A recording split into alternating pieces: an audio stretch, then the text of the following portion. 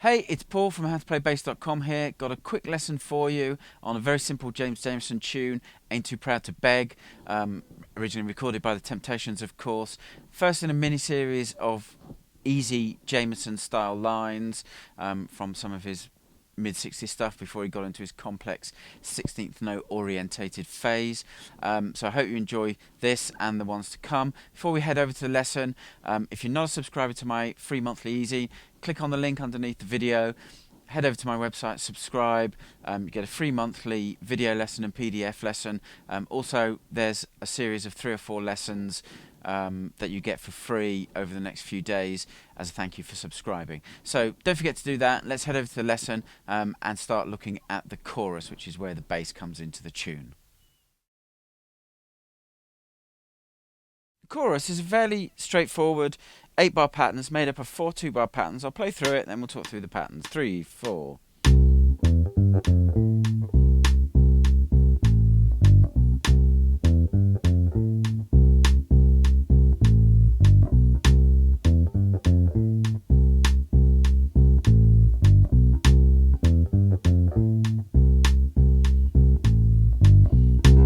C is the downbeat of the verse, which we'll look at in a moment.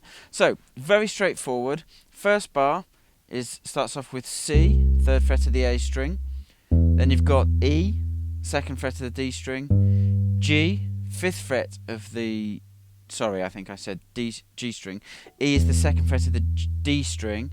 G at the 5th fret of the D string. Then you're down to F, 3rd fret of the D string. Then you've got A, 2nd fret of the G string, and then you've got the kind of the anticipated note, which is C, which is back to the 3rd fret of the A string. So that first bar is so C, E, G, F, A, back to C. And then the second bar, which is kind of like an answer pattern to that first bar, I'll start with the anticipated note. Is that anticipated note C, which we looked at the last bar, the last beat of the first bar. C's the next note. Also, it's on an and beat rather than a beat. And then there's another C, which is on the and of beat 2. Then on beat 3, you've got the open A string. Then beat 4, you've got an 8th note G, 3rd fret of the E string, 8th note B, 2nd fret of the A string. So I'll play the 2-bar pattern again.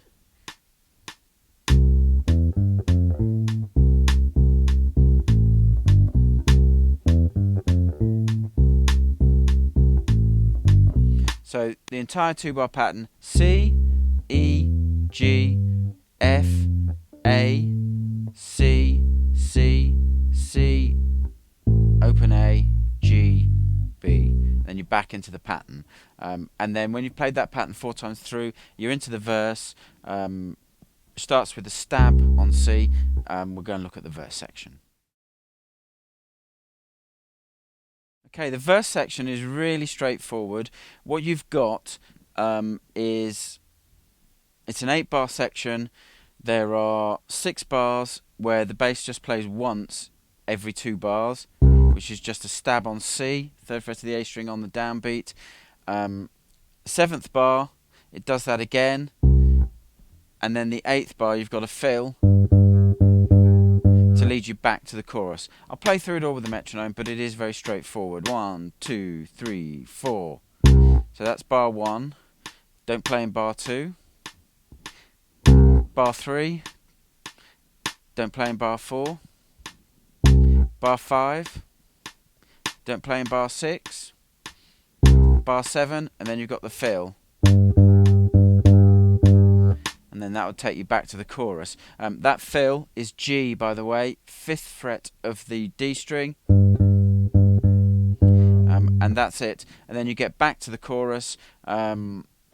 That fill takes you automatically back to the chorus. The only time that's different is in the very first verse, where the bass doesn't play, where the piano and the drums and the vocals come in. There's a different fill which leads you in to the very first chorus, and that fill is, and then you'd be into the chorus. That figure that we looked at earlier in the lesson. So that fill is very simply, it's A, 2nd fret of the G string, open G string, E, second fret of the D string, B, second fret of the A string.